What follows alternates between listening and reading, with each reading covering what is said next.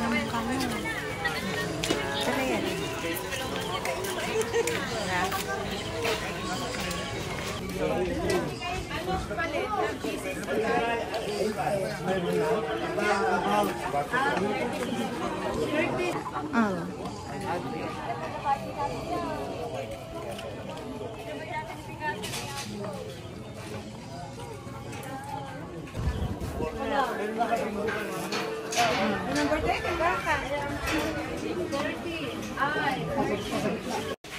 Yan, gumagawa sila ngayon ng sandwich para sa mga bisita kasi ang dami naming bisita ngayon, last day na ni tatay.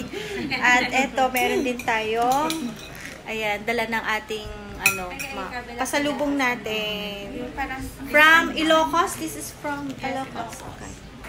Yan, it's Ilocos bibingka. Ayan, sobrang sarap. Bili na kayo, charot.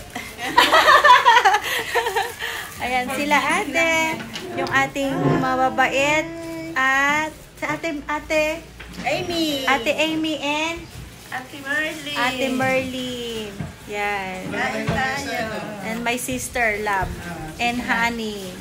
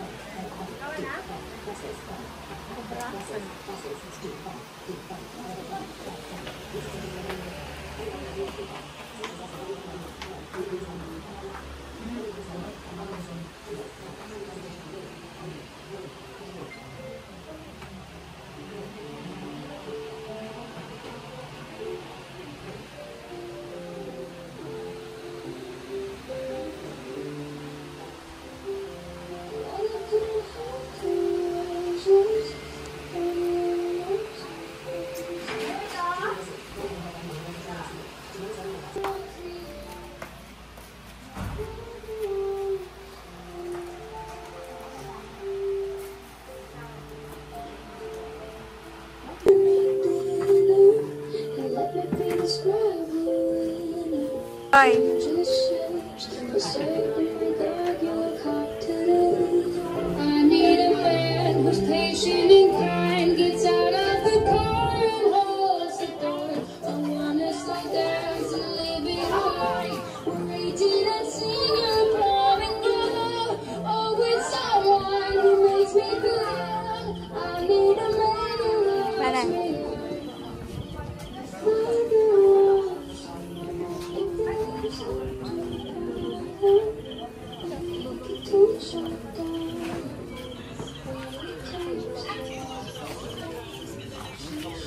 Uncle. Boy. Ano? Si 200 ko na palago mo? Asan na? Dapat pang Disneyland na. Ano? Kasi na. Uy. Mama mo dito. Okay na, madami mo tayo, di bumuwi. Bende. So, makita yun, Toyoro pa yun.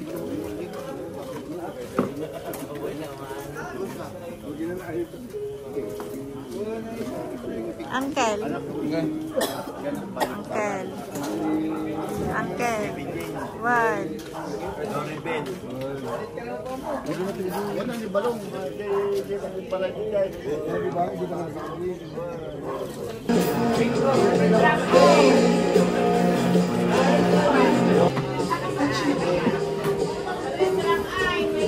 Mama. Mama. Ante.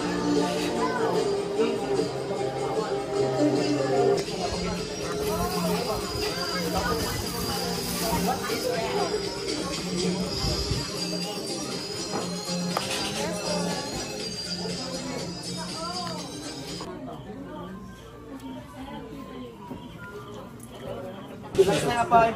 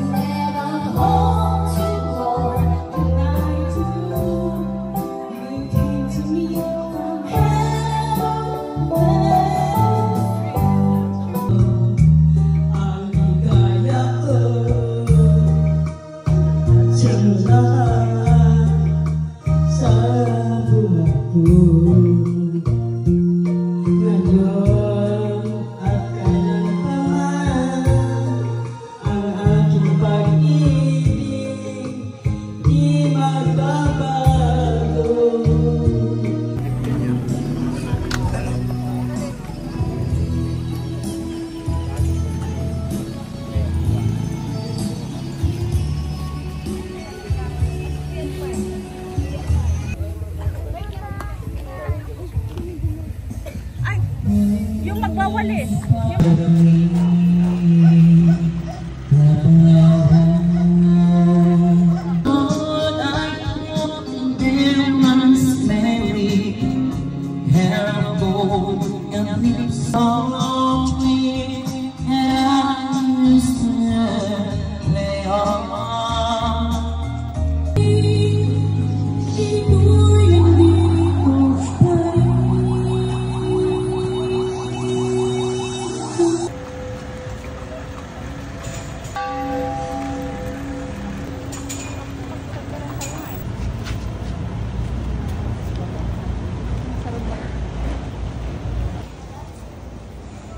And minister to you.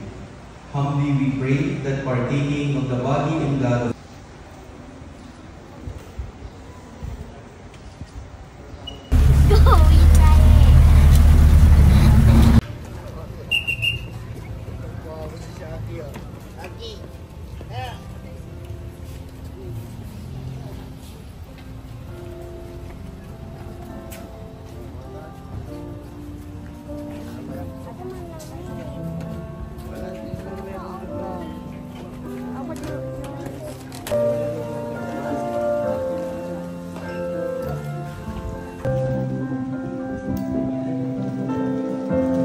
lasting impact he has left in our lives. May this service serve a solemn tribute to a life well lived in depth and deeply cherished.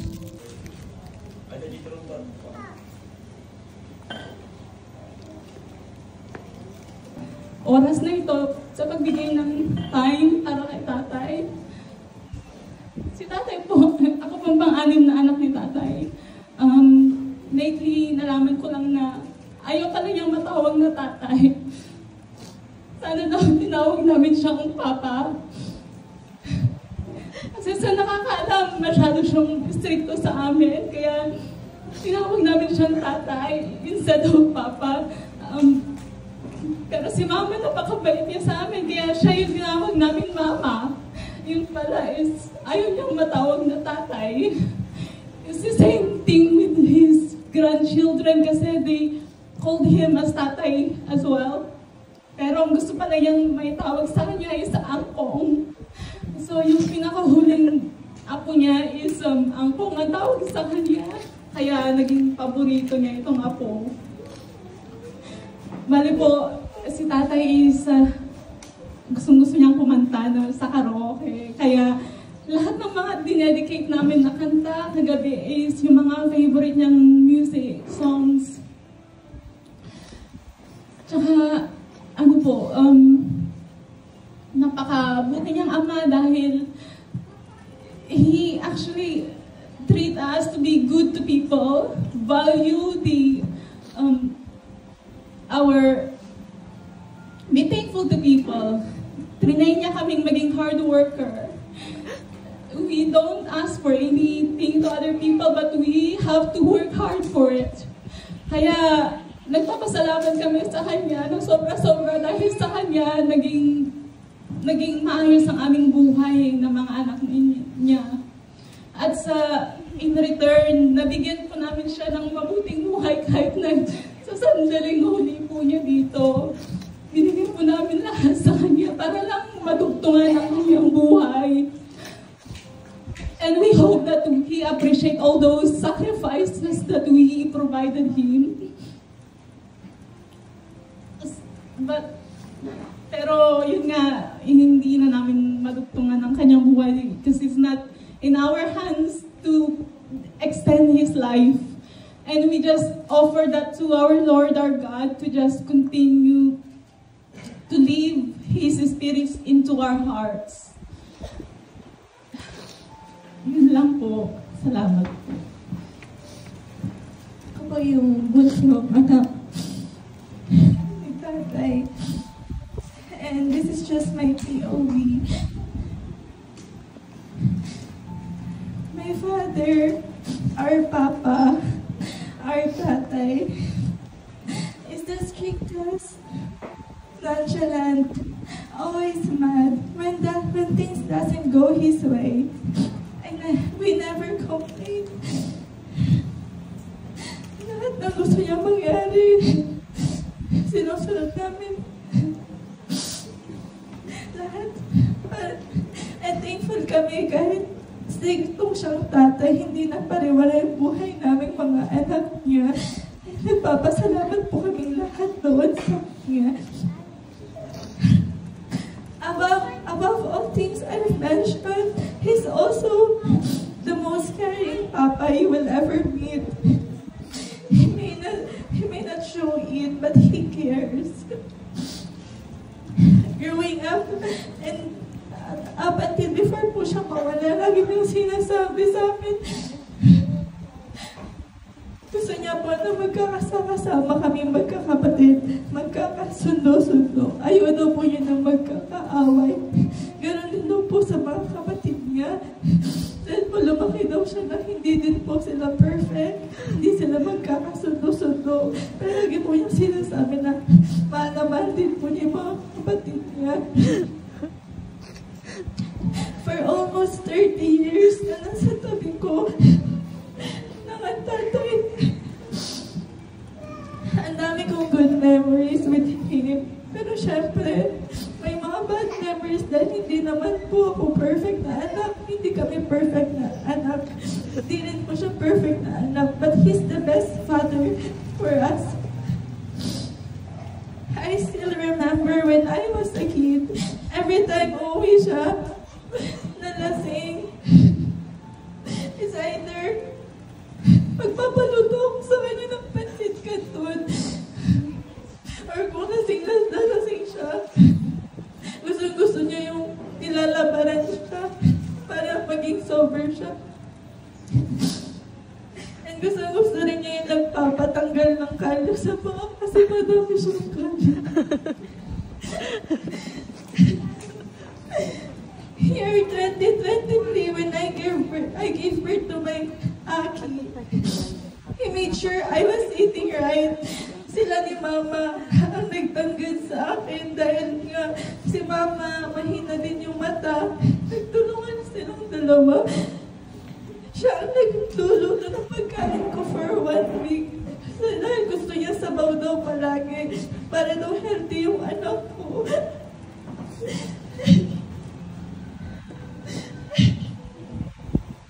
Gusto din niya na inaalagaan si Aki nung malakas pa siya tuwing maririnig niya yung anak ko umiiyak tuwing madaling araw. 5 AM, kumunin niya sa work yung anak ko para ibaba. And nawala na yung tatay na.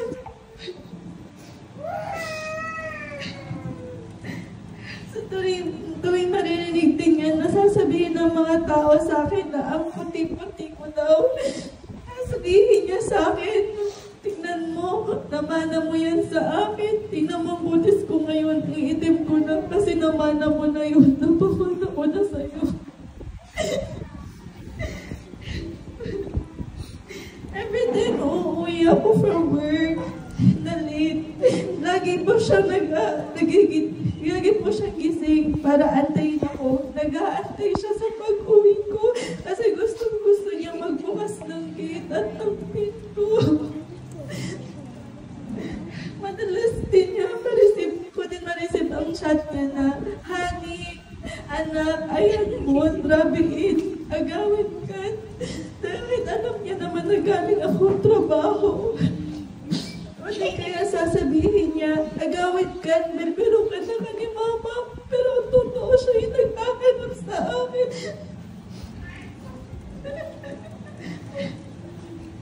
Papa, Tatay, salamat sa pagmamahal at pag-guide mo sa akin simula ng bata ako. Ngayon mo lang ako hindi napapaskil pala ako. Mahal naman kita, Tatay. I'm sorry. Mahal na mahal ka naming lahat nila, Ate. Ginawa namin lahat para sa'yo. Sana naramdaman mo yung pagmamahal na yun ang gusto ko libuling ang hininga mo. Sana ngayon kung nasan ka man, masaya ka na at nakakalakad ka na dahil alam namin lahat na gustong-gusto mo nang lumakad at pumasyal kung saan-saan. Mahal na mahal ka namin, Tatay. Salamat sa pagbabalik mo sa amin.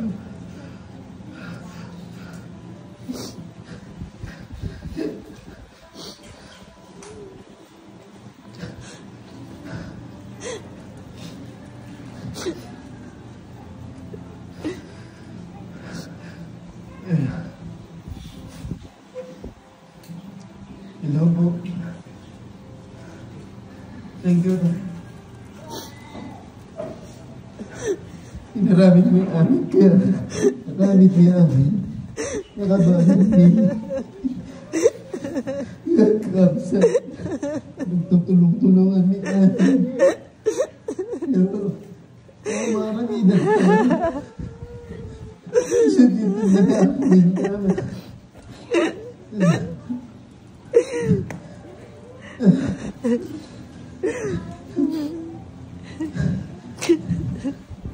Kami may bagay din, ganyan yung darabiyag kayo nga mahal ka na, mahal ka namin, pero mabulimot din na amin kami na anak mo ba?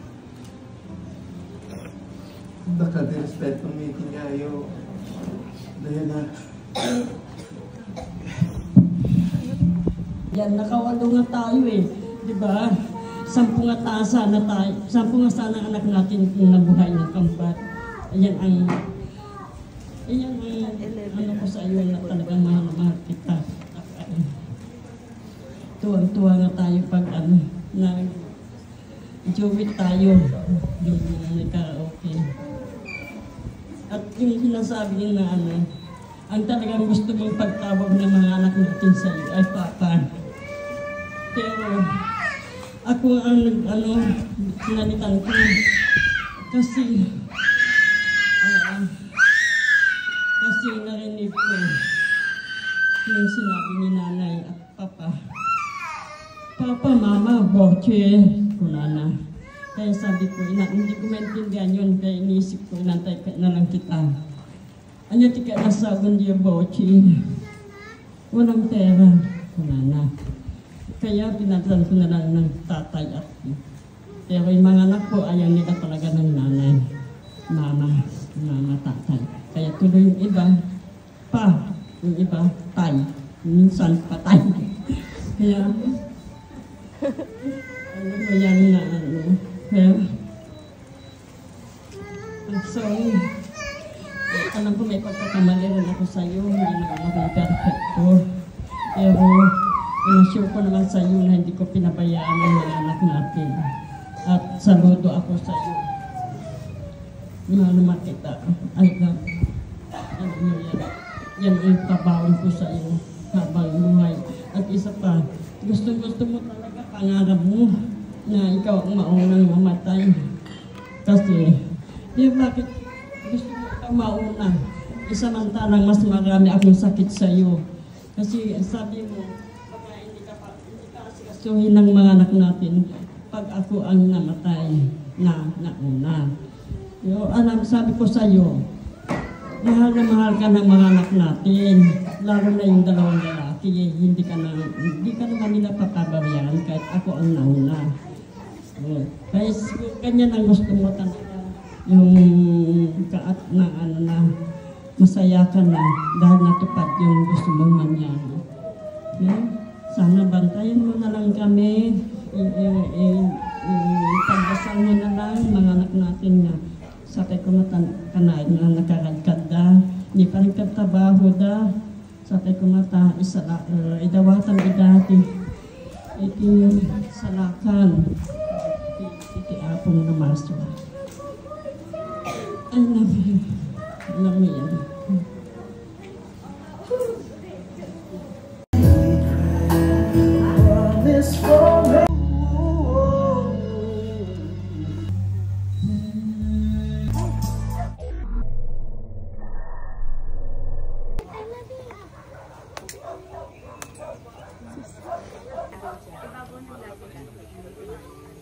Lagi tagamit na ta, ipayon sa amin ha.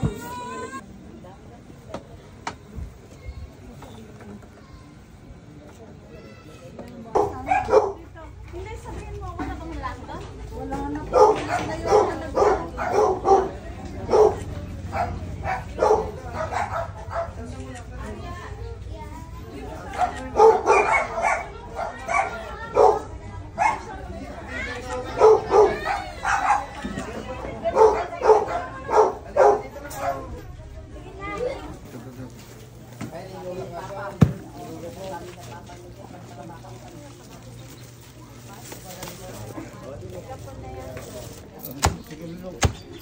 Tingnan nyo.